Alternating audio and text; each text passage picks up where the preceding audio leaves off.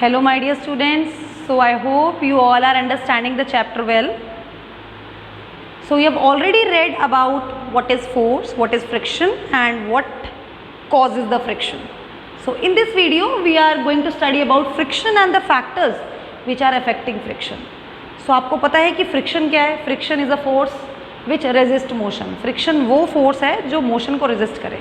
So now let's talk about what are the factors affecting friction. ऐसे कौन से factors हैं जो हमारे फ्रिक्शन को इफेक्ट करते हैं? हमारा फ्रिक्शन होगा या कितना होगा, तो that depends upon certain factors. ठीक है, तो जो फर्स्ट फैक्टर्स है हमारा, that is your roughness of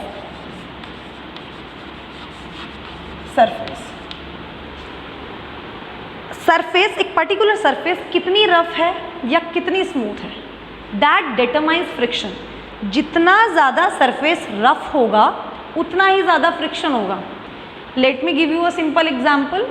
आपके घर का फ्लोर है, आपका रोड का सरफेस है. सो आप नोट करोगे कि घर के फ्लोर पर स्लिप करने की प्रोबेबिलिटी ज़्यादा है as compare to slipping on a road. आप रोड पे इजीली स्लिप नहीं करते हो, लेकिन अगर आप घर के फ्लोर की बात करो तो थोड़ा सा भी पानी स्पिल हो गया, यू स्लिप. तो क्यों स्लिप करते हो? क्योंकि घर की जो सरफेस है वो स्मूथ है as compare to your road surface. तो जितना ज़्यादा हमारा सरफेस रफ होगा उतना ही ज़्यादा फ्रिक्शन होगा. तो roughness of the friction determines the friction. More the roughness, more is the friction. Now the second one is mass of an object. Object का वेट कितना है. Let me give you simple example. You are having a box which is a full of books. एक box है, books का भरा हुआ है. एक बॉक्स है, खाली है. आपको दोनों को खींचकर अपने रूम तक लेके जाना है. So which would be easier to carry? वही जो खाली है. डेफिनेटली वही जो खाली है उसको आप इजीली आप खींच कर लेके जा सकते हो. लेकिन जिसमें बुक्स भरी हुई हैं तो that would be difficult for you to carry. क्यों? क्योंकि उसका मास ज़्यादा है.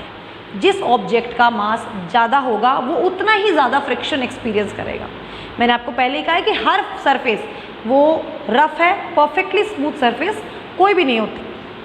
तो जितना ज़्यादा ऑब्जेक्ट का मास होगा उतना ही ज़्यादा वो फ्रिक्शन एक्सपीरियंस करेगा. Another factor is area of surfaces in contact. अब आपकी दो सरफेस है जो जिनके बीच में फ्रिक्शन होना है, उनके बीच में एरिया कितना है. जिस ऑब्जेक्ट का सरफेस ज़्यादा है, जिसका एरिया ज़्यादा है, उसमें उतना ही ज़्यादा फ्रिक्शन होगा. ऐसा क्यों होगा? मैंने पहले ही बताया कि friction is due to uneven surface. अगर ये सरफेस थोड़ा होगा तो सिर्फ इतने ही एरिया का फ्रिक्शन एक्सर्ट होगा. लेकिन अगर ये एरिया ज़्यादा होगा तो उतना ही ज़्यादा एरिया फ्रिक्शन एक्सपीरियंस करेगा. और sum total of all friction, तो अल्टीमेटली कंप्लीट ज़्यादा फ्रिक्शन. तो जितना ज़्यादा सरफेस होगा उतना ही ज़्यादा फ्रिक्शन होगा. So friction depends upon the area. More the area, more is the friction. Next one is nature of to surfaces in contact. अब आपकी दो सरफेस हैं, वो कॉन्टैक्ट में है. उनका नेचर कैसा है? वो सॉलिड है या वो रफ सरफेसेस है? जितनी रफ सरफेस होंगी आपस में उतनी ही इंटरलॉकिंग ज़्यादा होगी, उतना ही मोशन नहीं होगा. सपोज लिक्विड है तो लिक्विड क्या करता है? मोशन को इजीली फ्रिक्शन को रेजिस्ट करता है, फ्रिक्शन को अवॉइड करता है. सो जो नेचर होगा सरफेस का वो भी डिपेंड करता है कि कितना फ्रिक्शन होगा. सो हमें पता लग गया कि फ्रिक्शन इन चीज़ों पर डिपेंड करता है. नाउ हमने पढ़ भी लिया कि friction is helpful, friction help us to do this thing and all. तो क्या कहेंगे कि फ्रिक्शन हमारे लिए ईविल है या बून है? We can say that friction is evil and it is a boon also. Friction हमारे लिए ईविल भी है, फ्रिक्शन हमारे लिए बून भी है. कैसे? ईविल कैसे है? We are able to walk. हम किसी सरफेस पे वॉक कर रहे हैं. कैसे वॉक कर रहे हैं? Just because of friction. Friction होने की वजह से हमारे शूज़ के सोल्स में और हमारे सरफेस पे एक टेंशन क्रिएट होता है, इंटरलॉकिंग होती है जिसकी वजह से हम मूव कर रहे हैं। लेकिन what that friction is doing, वो फ्रिक्शन कहीं ना कहीं आपके शूज़ के सोल को वियर एंड टियर ऑफ कर रहा है। कोई भी मशीन है, दो सरफेसेस एक दूसरे के ऊपर घूम रही है। आपके फ़ैन की बात करें तो फ़ैन में एक सेंटर में स्टैटिक होता है, उसके ऊपर दूसरे वाला रोल करता है। जब वो रोल करेगा तो एक पार्ट जब दूसरे पार्ट के ऊपर रोल करेगा, जब वो रोल करेगा तो क्या होगा, कहीं ना कहीं उसके पार्ट घिसेंगे। So friction leads to wear and tear of. Friction क्या कर रहा है, वियर एंड टियर ऑफ कर रहा है। दो चीज़ों के बीच में वियर एंड टियर ऑफ कर रहा है, उनको घिसा रहा है, ठीक है। तो आपके मशीन के पास अगर वियर एंड टियर ऑफ होते हैं तो वो क्या है, दैट इज़ अ लॉस, वो आपका नुकसान हो रहा है। Another thing is it is also utilising more energy. आपको किसी चीज़ को मूव करना है, आपको उसको पुश करना है और आप उसको मूव करने की कोशिश कर रहे हो, आपको ज़्यादा एनर्जी यूटिलाइज करनी पड़ेगी। अगर फ्रिक्शन ज़्यादा है तो ज़्यादा एनर्जी यूटिलाइज करनी पड़ेगी। जितनी आप एनर्जी, आपकी पावर कंजम्पशन ज़्यादा हो रही है, तो फ्रिक्शन की वजह से क्या है, चीज़ों का वियर एंड टियर अप हो रहा है, आपकी चीज़ों की एनर्जी यूटिलाइज ज़्यादा हो रही है, हो सकता है पावर भी ज़्यादा यूटिलाइज होती है। तो ये सारी चीज़ें, जब ये सारी चीज़ें आपकी ऐड ऑन हो रही है तो this is considered as a evil, क्योंकि आपकी चीज़ों को घिसा रहा है, आपको शूज़ बार बार चेंज करने पड़ रहे हैं क्योंकि अदरवाइज वो स्लिप हो जाएंगे। But on the same time, this friction is boon also because it helps us to walk, run, write and even hold things.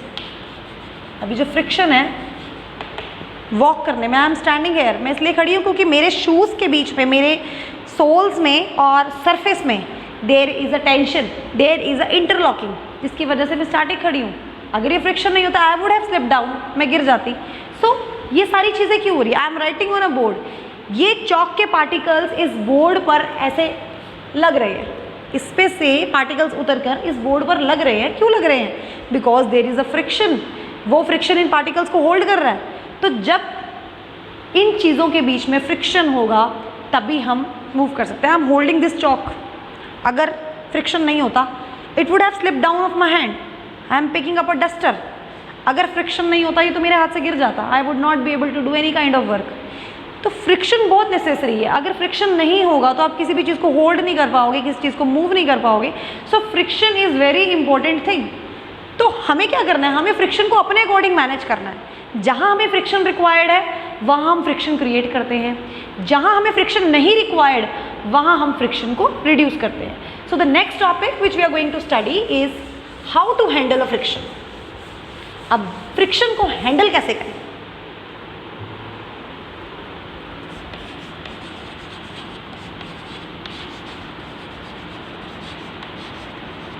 दो बातें, या तो हमें फ्रिक्शन चाहिए या हमें फ्रिक्शन को रिड्यूस करना है। तो सबसे पहले बात करते हैं फ्रिक्शन रिड्यूस करने की। लाइक हमें पता है कि फ्रिक्शन ईविल है, हमने कहा फ्रिक्शन ईविल है। अब ईविल है तो क्या करना है, हमें फ्रिक्शन को रिड्यूस करना है। अब फ्रिक्शन को रिड्यूस करने के बहुत सारे मेथड है हमारे पास। सबसे पहले हमारा मेथड होगा लुब्रिकेशन। लुब्रिकेशन में क्या होता है, ऑयलिंग, ग्रीसिंग। हम ऑयलिंग कर रहे हैं, हम ग्रीसिंग कर रहे हैं, तो अल्टीमेटली हम क्या कर रहे हैं, फ्रिक्शन को रिड्यूस कर रहे हैं। दो सरफेस है, दो सरफेस के बीच में फ्रिक्शन है, हमने उसके बीच में ऑयल डाल दिया, तो अल्टीमेटली क्या किया हमने उन चीज़ों को स्मूदन आउट किया है ताकि वो ईजिली एक दूसरे के ऊपर स्लिप कर सकें। या फिर हम क्या कर सकते हैं, हम चीज़ों को पॉलिश करते हैं। पॉलिश क्यों करते हैं, to make the surface smooth. कोई भी रफ सरफेस है, हमने उसको पॉलिश किया, हमने उसको पेंट किया, हमने उसको स्मूथ बना दिया।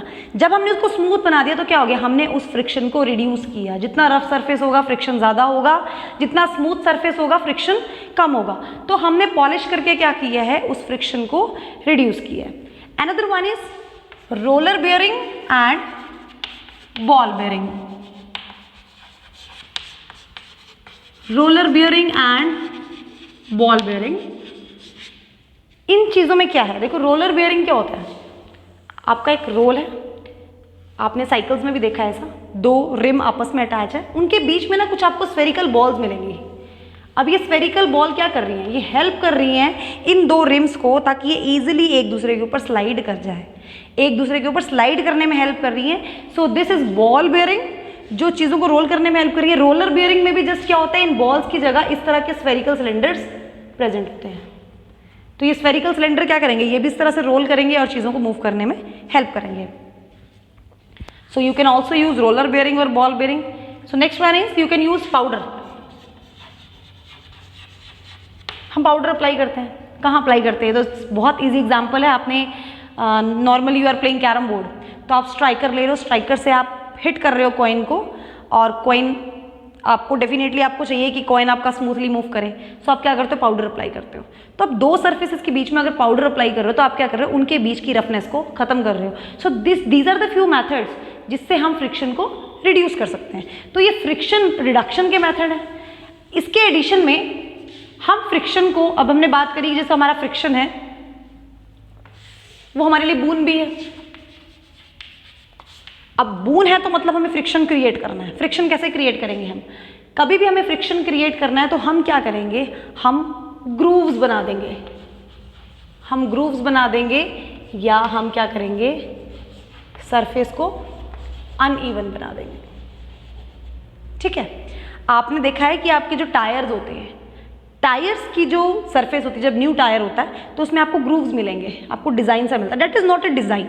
आपके शूज़ के सोल्स, नए नए शूज़ आते हैं तो वो नीचे से स्मूथ नहीं होते, उसके ऊपर कुछ डिज़ाइन बना होता है।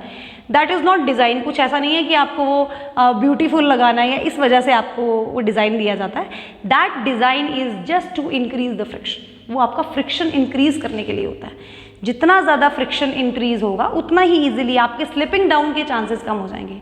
व्हीकल्स में भी अगर टायर में ग्रूव्स हैं तो आपको स्लिप डाउन होने में, स्लिप नहीं होने देगी गाड़ी जल्दी इजीली। लेकिन अगर आपका टायर बिल्कुल घिस गया है तो आपके स्लिपिंग के चांसेस ज़्यादा हो जाएंगे।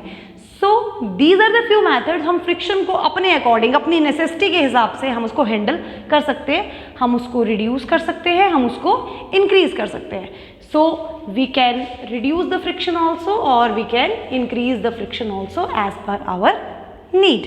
So I hope you have understood this content well. Watch my